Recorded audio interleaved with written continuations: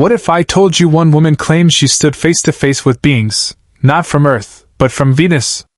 And what if I told you her story isn't unique, but part of a larger, hidden history of encounters with so-called Venusians? Tonight, we unravel a story that will leave you questioning reality itself. Beat. Title card flashes. Woman's strange encounter with aliens from Venus. Section 1. Why Venus? The history of the idea.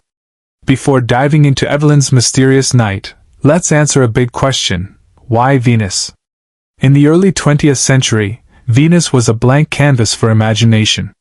Covered by thick clouds, astronomers had no idea what lay beneath.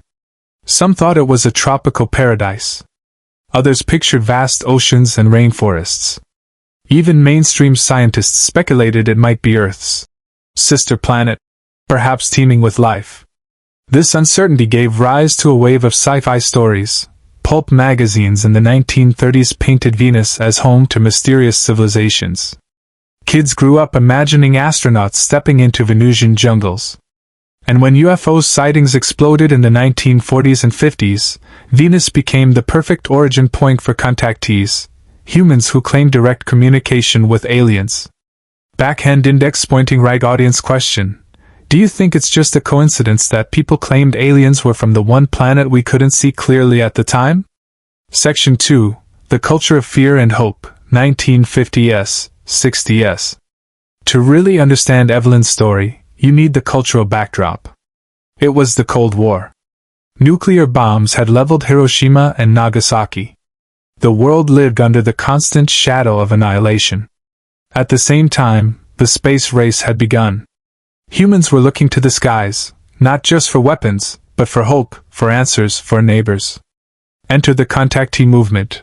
People like George Adamski claimed they met Venusians who preached peace and warned of nuclear doom. And here's a fascinating detail. Many of these alleged Venusians looked beautiful, human-like, even angelic. Almost like the universe was sending guardians, not monsters. Isn't that curious?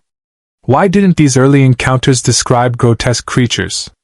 Instead, they mirrored our idealized vision of humanity, taller, wiser, and far kinder. Section 3. Evelyn's Night. Now, let's go back to Evelyn. It was the early 1970s. Evelyn lived in a quiet rural town.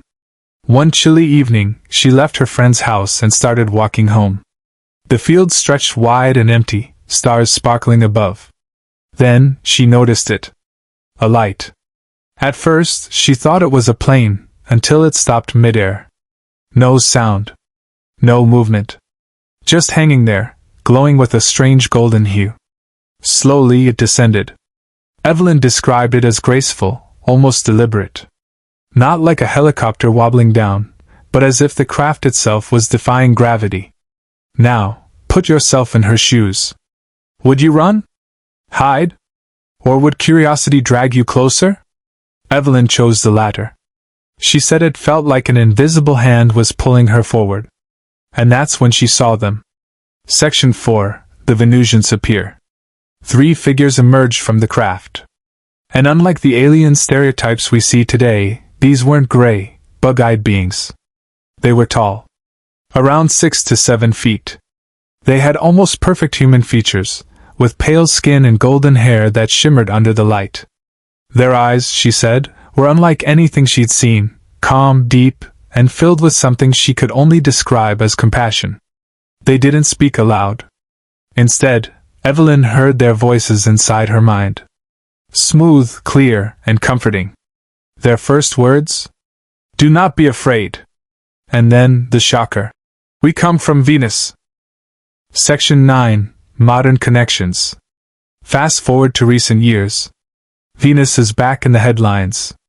In 2020, scientists detected possible traces of phosphine gas in Venus' atmosphere, a potential biosignature.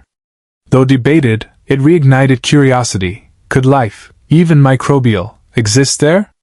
At the same time, governments around the world have started declassifying UFO documents. The Pentagon even admitted to encounters with unidentified aerial phenomena. So here's the big question. Did Evelyn meet actual aliens from Venus? Or was her encounter part of a larger phenomenon, one still unfolding today? Section 10. Speculation and Hypotheticals. Let's play. What if? What if these beings weren't lying about Venus, but instead they live in hidden layers of reality connected to planets we see as barren? What if their message of peace was genuine, but humanity ignored it? Think about it.